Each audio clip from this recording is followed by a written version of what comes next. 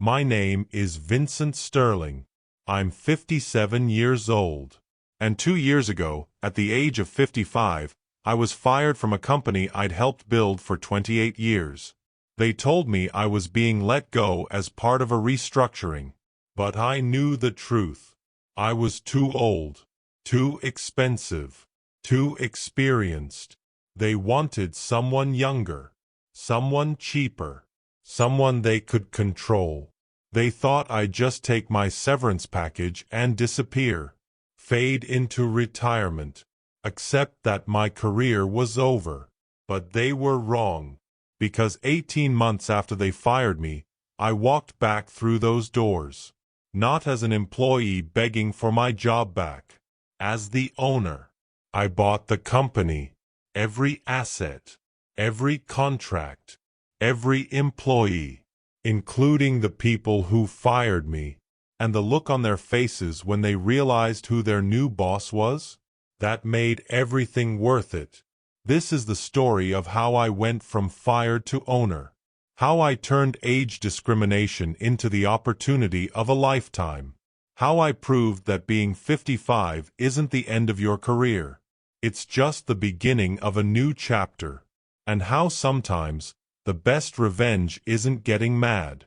It's getting even. And then some. Let me start from the very beginning. Long before I was fired. Before I ever imagined I'd own a company.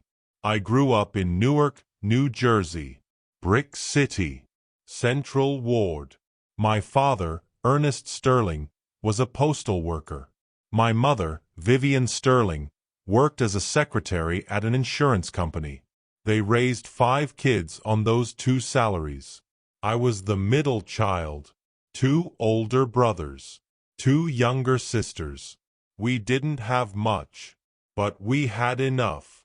My parents believed in education, believed that was the way out, the way up, the way to a better life.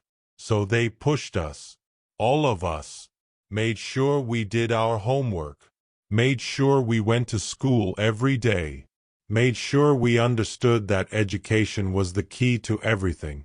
I graduated from Newark Central High School in 1982, top of my class.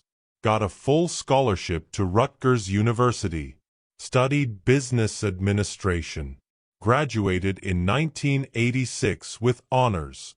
I was the first person in my family to get a college degree. My parents were so proud. They came to my graduation, my father wearing a suit he'd saved up to buy, my mother crying tears of joy. "This is just the beginning, son," my father said. "You're going to do great things." "I hope so, Pop." "I know so. You're a Sterling. We don't quit. We don't fail. We just keep pushing forward." I carried those words with me my whole career. Through every challenge, every setback, every obstacle. We don't quit. We just keep pushing forward. I started my career in 1986. Right out of college. Got hired by a small consulting firm in Manhattan called Pemberton Associates. They specialized in operational efficiency, helping companies streamline their processes, cut costs, improve productivity. I started as a junior analyst, making $28,000 a year. Not much, especially in New York, but it was a start. I worked hard, stayed late, volunteered for every project, learned everything I could from the senior consultants, how to analyze operations, how to identify inefficiencies, how to present solutions to clients, how to close deals. Within 2 years, I was promoted to analyst, then senior analyst after another 3 years. Then consultant after 5. By the time I was 30 years old, in 1993, I was a senior consultant, making $75,000 a year, managing my own client accounts, building relationships, bringing in business, The company grew during those years, from 15 employees when I started to over 100 by the mid-90s. We had clients all over the East Coast, Fortune 500 companies, government agencies, non-profits. Everyone wanted operational efficiency, and Pemberton Associates was known as the best. I was a big part of that success. I brought in some of our largest clients, managed some of our most complex projects, trained many of our new hires. The founder, Harrison Pemberton, recognized my contributions. "Vincent, you're one of the best consultants I've ever worked with." "Thank you, sir. I mean it. You have a gift for this work. You see things others miss. You connect with clients in a way that builds trust. And you deliver results. That's all that matters to me. Results. Which is why I want to promote you to partner." "Partner? Yes. You've earned it. You've been here almost 10 years. You've brought in millions in revenue. You've mentored countless employees. It's time you had equity in this company." I was stunned. Partnership at Pemberton Associates was rare. Harrison only gave it to people he truly trusted, people he believed embodied the company's values. "I accept." "Thank you, sir." "Don't thank me yet. Partnership comes with responsibilities. You'll be expected to bring in even more business, lead larger teams, help shape the company's direction." "I'm ready." "Good. Because I'm not getting any younger. Someday, this company will need new leadership, and I want you to be part of that." I became a partner in 1995, at 32 years old, one of the youngest partners in the company's history, and one of only 2 black partners. The other was Lawrence Hayes. He'd been made partner 2 years earlier. Lawrence and I became close. We understood each other, understood what it meant to be black men in a predominantly white corporate world, understood that we had to be twice as good to get half as far, understood that we were representing not just ourselves, but everyone who looked like us. The company continued to grow. By 2000, we had 300 employees, offices in New York, Boston, Philadelphia, and Washington, D.C. We'd become one of the premier consulting firms on the East Coast, and I'd become one of the most successful partners. I was bringing in $10 to $15 million a year in revenue, managing a team of 50 consultants, leading some of our most prestigious client engagements. Harrison relied on me, trusted me, treated me like a son. "Vincent, I want to talk to you about something," he said one day in 2003. "Of course. What is it?" "I'm thinking about succession planning. I'm 68 years old. I want to start transitioning leadership." "I see. And I want you to be my successor." "Me?" "Yes. You've proven yourself over and over. You're the best consultant we have, the best leader, the best representative of what this company stands for. What about the other partners? They're good, but they're not you. You have something special, a combination of technical skill, people skills, and business acumen that's rare. I want you to take over as CEO when I retire." I was honored, humbled, and terrified. I became the official owner and CEO of Pemberton Associates in November of 2007, at 44 years old. It was the proudest moment of my professional life, but also the most daunting.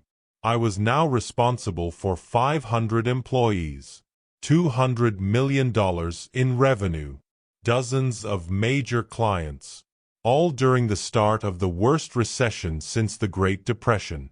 2008 and 2009 were brutal. The financial crisis hit. Companies were cutting costs everywhere. Consulting budgets were slashed. We lost clients. Revenue dropped. I had to make hard decisions. Lay off people. Cut salaries. Freeze hiring. It was painful, but necessary. We survived. Barely. By 2010, the economy started recovering. And so did we. We rebuilt, rehired, grew again.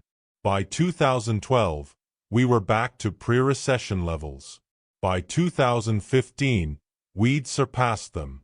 We hit $300 million in revenue, 600 employees, 8 offices across the country.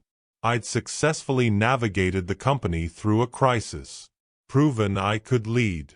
Proven Harrison had made the right choice. But success brings its own challenges.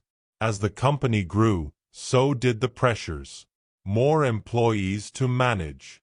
More clients to serve. More problems to solve.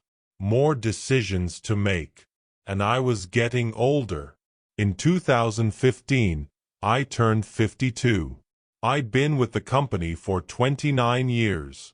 CEO for 8 years. I'd given everything to this company. Early mornings, late nights, weekends, holidays, missed family events, missed vacations, sacrificed relationships, all for the company. And I didn't regret it. This was my life's work, my legacy, Harrison's legacy. But I was tired, exhausted, burned out. I needed help. I needed to build a stronger leadership team, delegate more, create a succession plan of my own. I promoted several people to senior leadership, created a C-suite, Chief Operating Officer, Chief Financial Officer, Chief Strategy Officer, all younger executives, talented people, most of them white. Only one black senior leader besides me, Lawrence Hayes, who'd been with the company as long as I had. One of the people I promoted was a man named Bradford Pierce. He was 38 years old, white, Harvard MBA. He joined the company in 2010. Risen quickly. He was smart, charismatic, ambitious. I saw potential in him. Made him Chief Operating Officer in 2016. Bradford, I need someone I can trust to handle day-to-day operations. Someone who can make decisions when I'm not here. Someone who can help take this company to the next level. I understand. I'm ready for this responsibility. Good. Because I'm getting older. I'm 53 now. I've been doing this for 30 years. I can't keep running at this pace forever. I need you to step up. Be my right hand. Help me lead. You can count on me, Vincent. I'm going to make you proud. I hope so, because this company means everything to me. It's Harrison's legacy, and I've spent the last decade protecting it, building it, growing it. I need to know it's in good hands for the future. It is. I promise. Looking back, I should have seen the warning signs. Should have questioned his ambition. Should have been more careful about who I trusted.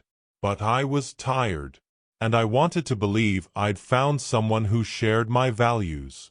Someone who would protect what Harrison and I had built. I was wrong.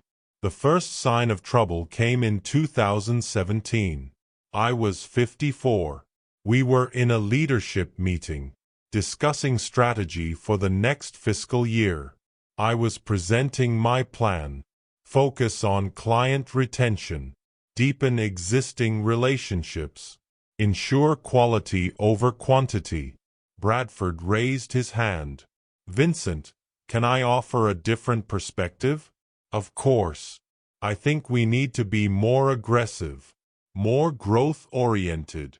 We've been playing it safe for too long. Playing it safe?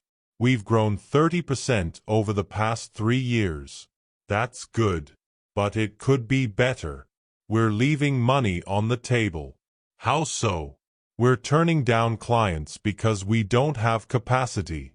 We're being too selective about who we work with. We're prioritizing quality over growth. And that's a problem? In today's market, yes. Our competitors are growing faster, taking market share. We need to scale up, hire more people, take on more clients, grow revenue. Even if it means sacrificing some quality, quality doesn't have to suffer if we hire right and train well. But we can't keep operating like a boutique firm. We need to think bigger. I appreciate your perspective, Bradford. But this company was built on quality, on deep client relationships, on delivering excellence. That's what differentiates us. And that's what's holding us back. The room got quiet. Everyone looked uncomfortable. This was the first time anyone had openly challenged me in a leadership meeting.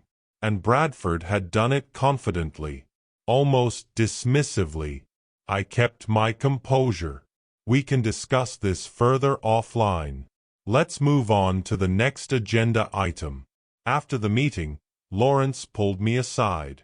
Vincent, you see what's happening, right? What do you mean? Bradford's positioning himself. He's trying to undermine you, make you look old-fashioned, out of touch. That's ridiculous. Is it? Because I've been hearing things. He's been talking to other executives, saying the company needs younger leadership, saying you're too conservative, too risk-averse, saying it's time for a change. I felt a knot form in my stomach. Are you sure? I'm sure. Be careful, Vincent. I've seen this before. Ambitious young executives trying to push out older leaders. And it doesn't end well. I'll keep my eyes open. Do more than that. Protect yourself. Because Bradford is coming for your job. I didn't want to believe it. Didn't want to think that someone I'd trusted, someone I'd promoted, would betray me. But Lawrence was right. Bradford was positioning himself. And he was doing it cleverly. Over the next year, Bradford continued to undermine me. Subtly. Never overtly. He'd question my decisions in meetings. Suggest I was out of touch with modern business practices. Hint that the company needed fresh thinking. Younger leadership. He built alliances with other executives, especially the younger ones. Created a faction within the leadership team. People who believed the company needed to change direction. People who believed I was holding the company back. He also started building relationships with the board. Pemberton Associates had a small board of directors. 5 external members who provided oversight. They didn't have much power since I owned the company, but they had influence. Bradford cultivated those relationships, had lunches with board members, shared his vision for the company, planted seeds of doubt about my leadership. I realized what was happening too late. By the time I understood the scope of Bradford's ambition, he'd already built a strong coalition. People who believed in his vision. People who were ready for a change. In early 2019, Bradford came to my office, closed the door. Vincent, we need to talk. About what? About your future with the company. My future? I own this company, Bradford. I know. But ownership doesn't guarantee effectiveness. What are you saying? I'm saying the board and I have been discussing the direction of the company, and we believe it's time for new leadership. You and the board? Who gave you authority to speak for the board? They asked me to have this conversation. They believe, and I agree, that you've done an incredible job. You've protected Harrison's legacy, grown the company, led us through difficult times. But the game has changed. The market has changed. And we need leadership that can adapt to those changes. And you think I can't adapt? I think you're set in your ways. You've been doing this for over 30 years. You have a particular vision, a particular approach, and it served us well. But it's not enough anymore. So what are you proposing? The board would like to offer you a generous retirement package. You step down as CEO, take on a chairman emeritus role, collect a consulting fee, and let me take over as CEO. You, me. I've been essentially running operations for 3 years.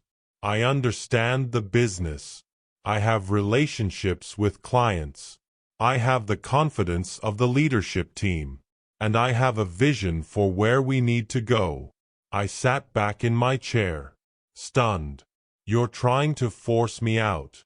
I'm offering you an honorable exit. And if I refuse, then things will get difficult. The board will vote to remove you as CEO. And we'll replace you anyway. But it will be ugly, public, damaging to you and the company. This way you leave on your terms, with your dignity intact. I looked at Bradford. This man I'd trusted. This man I'd promoted.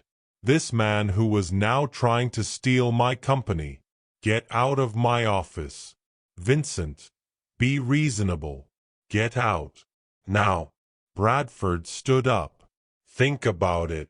You have until the end of the week to decide. This is my company. I built this. With Harrison. You're just an employee. Not anymore. I'm the future. And you're the past. It's time you accepted that.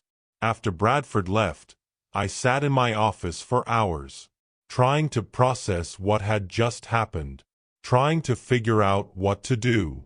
I called Lawrence. He's making his move. I know. He came to see me too. Asked me to support his takeover. What did you say? I told him to go to hell. But Vincent, you need to know something. He has the votes. What? The board. He's convinced them. They're going to vote to remove you as CEO. They can't do that. I own the company. You own the company, but you gave the board authority to make leadership decisions. It's in the bylaws.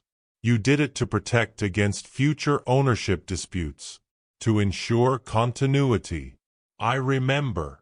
It seemed like a good idea at the time. Well, now it's being used against you. They're going to use age discrimination. Say you're too old, too out of touch, too unable to lead in the modern market. And they're going to replace you with Bradford. I can fight this. You can. But it will be ugly, and expensive, and time-consuming, and there's no guarantee you'll win. So what do? I don't know. But you need to decide quickly, because the board meeting is next week. And if you don't have a plan by then, you're done. I spent the next few days trying to figure out my options. I consulted lawyers. They told me I could file a lawsuit for age discrimination, but it would take years, cost millions, and damage the company in the process. I consulted financial advisors. They told me the retirement package Bradford was offering was actually generous. $10 million. Plus consulting fees, plus health insurance. I'd be financially secure for life. But it wasn't about the money. It was about my life's work. My legacy. Harrison's legacy. This was my company. And Bradford was trying to steal it. But I was 55 years old. Exhausted. Outnumbered. Outmaneuvered. And maybe, just maybe, I was too old, too tired to fight. Maybe it was time to step aside. Let the next generation take over. Accept that my time was done. On Friday, I called Bradford. Told him I'd accept the retirement package. He sounded relieved. Vincent, you're making the right decision. This is best for everyone. I have one condition. What's that? You protect the people. The employees. Don't slash jobs. Don't cut corners. Don't destroy what Harrison built. You have my word. I hung up, and I cried. For the first time in decades, I cried. Because I'd lost. Lost my company. Lost my purpose. Lost everything I'd worked for. The announcement was made the following Monday. Vincent Sterling, founder and CEO of Pemberton Associates, is retiring after 33 years with the company. He will transition to a chairman emeritus role and remain available as a consultant. Bradford Pierce will assume the role of CEO effective immediately. The press release made it sound mutual, amicable, a planned succession. But everyone inside the company knew the truth. I'd been forced out, pushed aside, replaced by someone half my age. My last day as CEO was 2 weeks later. They threw me a retirement party, gave me a plaque, some speeches about my contributions. Bradford gave a speech, thanked me for my service, talked about how I'd laid the foundation for the company's future. It was all very polite, very corporate, very hollow, because everyone knew this wasn't a retirement. This was a firing, dressed up in corporate speak. I went home that night to my empty apartment. I'd never married, never had kids, devoted my entire life to the company. And now I had nothing, no job, no purpose, no identity. I was 55 years old, and my career was over, or so I thought. The first few months of retirement were awful. I didn't know what to do with myself. I'd wake up at 6 a.m. out of habit, then realize I had nowhere to go, nothing to do, no one who needed me. I tried to stay busy, went to the gym, read books, traveled a little, but it all felt empty, meaningless. I was depressed, lost, adrift. I'd have suicidal thoughts sometimes, not serious plans, just passive wishes. Like maybe it would be better if I just didn't wake up, if this was all over, because what was the point? I'd worked my whole life, sacrificed everything, and for what? To be discarded at 55, told I was too old, too irrelevant, too much of the past. It was Lawrence who pulled me out of that darkness. He'd visit me regularly, check on me, make sure I was okay. One day, about 4 months after my retirement, he came over. Brought lunch. We sat in my apartment. Vincent, you can't keep living like this. Like what? Like you're already dead. I feel dead. I know. But you're not. You're 55 years old. You could live another 30 or 40 years. You going to spend all that time feeling sorry for yourself?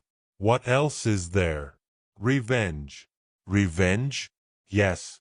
You want to show Bradford he was wrong? You want to prove you're not too old? You want to get back what was taken from you? Of course. But how? By the company. Buy it. How? I don't own it anymore. You own 51%. You sold the other 49% to outside investors over the years to raise capital. But you still control it. Not anymore. The board stripped my authority. The board has authority over operations. But you still own the majority of shares, which means you have power. More power than you realize. I don't understand. The company is struggling, Vincent. What? Bradford's running it into the ground. He's made terrible decisions. Hired too many people too fast. taken on clients we can't service properly. Quality has dropped. Clients are leaving. Revenue is down 15%. Employee morale is in the toilet. People are quitting. The board is panicking. Good. I mean, not good that the company is struggling, but good that Bradford is failing. Here's the thing. The company needs capital. Bradford overextended, took on too much debt, and now they can't make payroll. They're going to have to sell. Sell to who? Whoever has the money. Could be a competitor. Could be a private equity firm.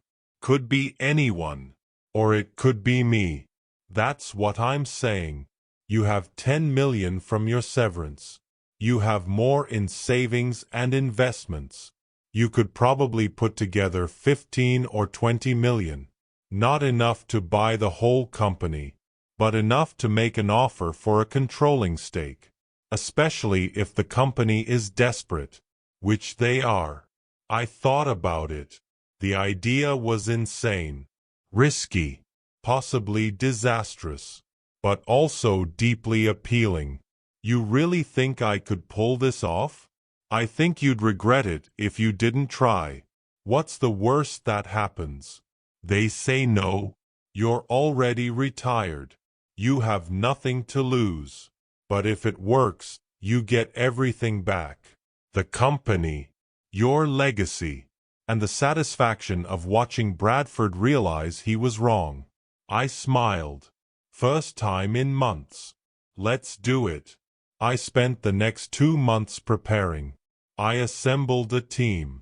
Lawyers, financial advisors, business consultants, all people I'd worked with over the years, people I trusted. We analyzed Pemberton Associates' financials. Bradford had really screwed things up.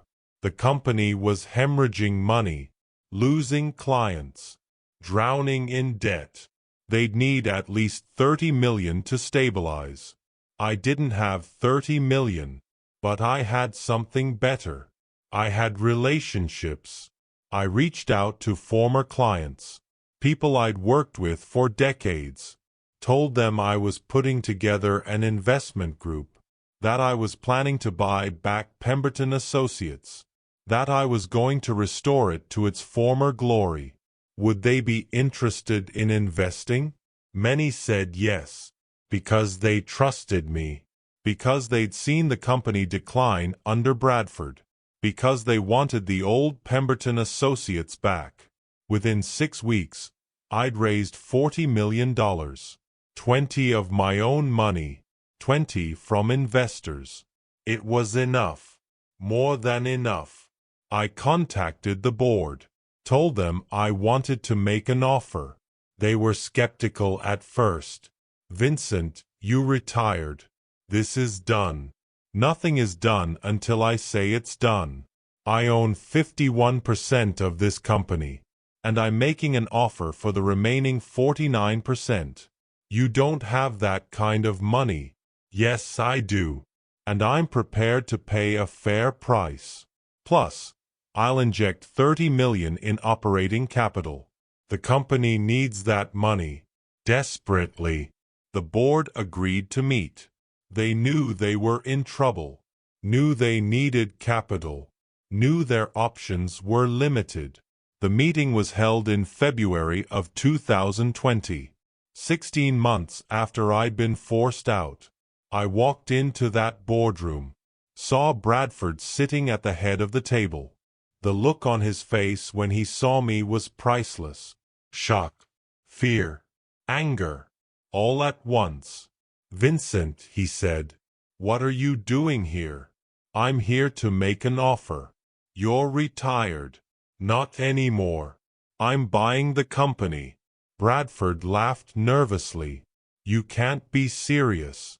Dead serious. I'm offering to purchase the remaining 49% of shares for fair market value. Plus I'm injecting 30 million in operating capital. In exchange, I regain full control and resume my role as CEO. The board members looked at each other. The chairman, a man named Grayson Wheeler, spoke. Vincent, that's a generous offer. But we need to discuss it with current leadership. Current leadership has driven this company into the ground, I said. Revenue is down.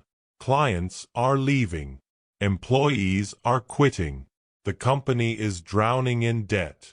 You need my offer, or you'll have to declare bankruptcy. That's not true, Bradford said. It is true, Grayson said. We've seen the numbers, Bradford. The company is in serious trouble. Which is exactly what I warned would happen, I said. I told you Bradford was too inexperienced, too reckless, too focused on growth instead of quality. But you didn't listen. You chose youth over experience. And now look where we are. So here's my offer. I buy back control. I stabilize the company. I restore client relationships. I rebuild employee morale. And I ensure this company survives. Or you can keep Bradford, watch the company collapse, and explain to the shareholders why you let that happen. The room was silent. Then Grayson spoke. We'll need to vote. All in favor of accepting Vincent's offer? 4 hands went up. The only person who didn't vote was Bradford. Motion passes. Vincent, welcome back. Bradford stood up, furious. This is ridiculous. You're making a huge mistake. The only mistake was promoting you, I said. Now you have 2 options. You can stay, work under my leadership, prove you've learned from your mistakes, or you can leave. What's it going to be? Bradford stared at me, face red, jaw clenched. Then he stormed out. I assume that's his answer, I said. I assume so, Grayson agreed. Welcome back, Vincent. I officially became CEO again in March of 2020. Walked into the office on my first day. Employees lined the hallways, clapping, cheering, some crying, because they'd missed me, because they'd hated Bradford, because they were relieved I was back. Lawrence met me at my office. Welcome home. Good to be home. You ready for this? Absolutely. We have a lot of work to do. I know. Company's a mess. We'll fix it. Just like we always do. The first thing I did was meet with all the senior leaders. Some were embarrassed.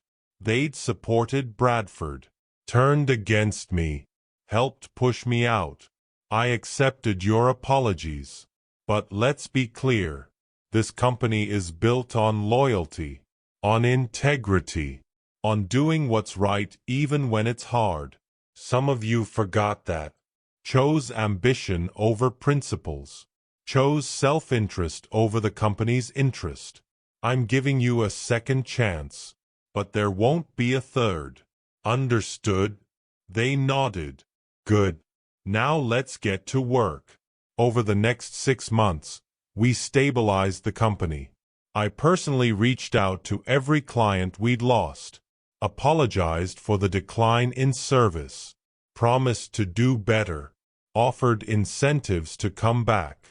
Most did, because they trusted me, because they remembered what Pemberton Associates used to be, and they wanted that back. I restructured operations, cut unnecessary expenses, focused on quality over quantity, slowed down hiring, got selective about which clients we worked with, just like we used to do. I rebuilt employee morale, had town halls, listened to concerns, made changes, brought back the culture Harrison had created, the culture I'd maintained, the culture Bradford had destroyed. By the end of 2020, despite COVID disrupting everything, we were profitable again. Clients were happy. Employees were engaged. The company was back. I'd done it. I'd bought back my company, restored it, saved it, proved that being 55 wasn't too old, proved that experience mattered, proved that Bradford and the board had been wrong. Now, 2 years later, the company is thriving. We're back to 350 million in revenue, growing steadily, not recklessly. We have 700 employees. Happy employees who believe in what we're doing. We have clients all over the country. Long-term relationships built on trust and quality. And I'm still CEO. At 57. Doing the job I was told I was too old to do. Proving every day that age is just a number. That experience is valuable. That you're never too old to fight for what's yours. Bradford? He tried to start his own consulting firm. It failed within a year. Last I heard, he's working as a VP somewhere, making a fraction of what he made here, learning the hard way that ambition without substance doesn't get you far. Some of the board members who voted to remove me, they apologized, admitted they made a mistake, admitted they'd been swayed by Bradford's charisma, admitted they should have trusted me. I accepted their apologies. But I didn't forget. Trust, once broken, is hard to rebuild. And I learned something important from this experience. Never underestimate yourself. Never let anyone tell you you're too old, too experienced, too set in your ways. Because age brings wisdom. Experience brings perspective. And knowing what works is just as valuable as knowing what's new. I also learned that loyalty matters. Lawrence stood by me when everyone else turned. He kept me going when I wanted to quit. He helped me plan my comeback. He's still my right hand, my partner, my friend. And I make sure he knows how much I appreciate that. I learned that resilience is everything. I could have stayed retired, stayed bitter, stayed defeated, but I chose to fight back, chose to prove them wrong, chose to reclaim what was mine, and that made all the difference. I learned that your career isn't over until you say it is. They tried to force me out at 55, tried to tell me my time was done, but I'm 57 now, still leading. Still growing, still building, and I plan to keep going for another 10 years at least, because I love what I do, and because I can. Age doesn't determine your capability, your mindset does. And finally, I learned that sometimes the best revenge is simply succeeding. I could have destroyed Bradford, could have sued him, could have made his life miserable. But I didn't have to. His own failures did that. All I had to do was be better, do better, lead better, and let the results speak for themselves. That's the most satisfying revenge of all. So that's my story.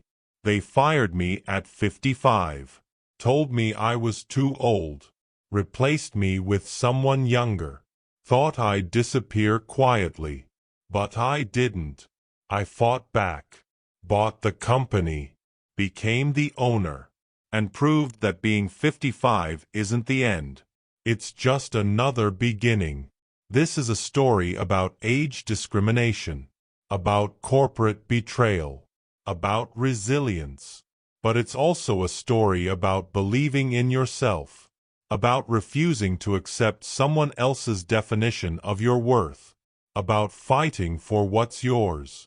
If you're over 50 and you've been pushed out, told you're too old, told your time is done, don't believe it. Your experience is valuable. Your knowledge is powerful. Your time isn't over. It's just beginning. Fight back. Prove them wrong. Show them what you're capable of. Because age is just a number. And you're never too old to win. So that's my story. But now I want to hear from you. Did you like this chronicle? What would you have done if you were in my position? Have you ever experienced age discrimination? Let me know in the comments. I read every single one. And tell me, where are you listening to this story from right now? Drop your location in the comments. I love knowing where Uncle Tyrone's Chronicles is reaching. If you enjoyed this story, do me a favor. Hit that like button. It really helps the channel grow. And if you're not subscribed yet, what are you waiting for? Click that subscribe button and turn on the notification bell so you never miss a story. Trust me, I've got more chronicles coming that you won't want to miss. And before you go, check out the video I'm recommending for you next. I think you're really going to like it. Until next time, this is Uncle Tyrone, reminding you that you're never too old to fight back, experience is power, and the best revenge is simply succeeding. Peace.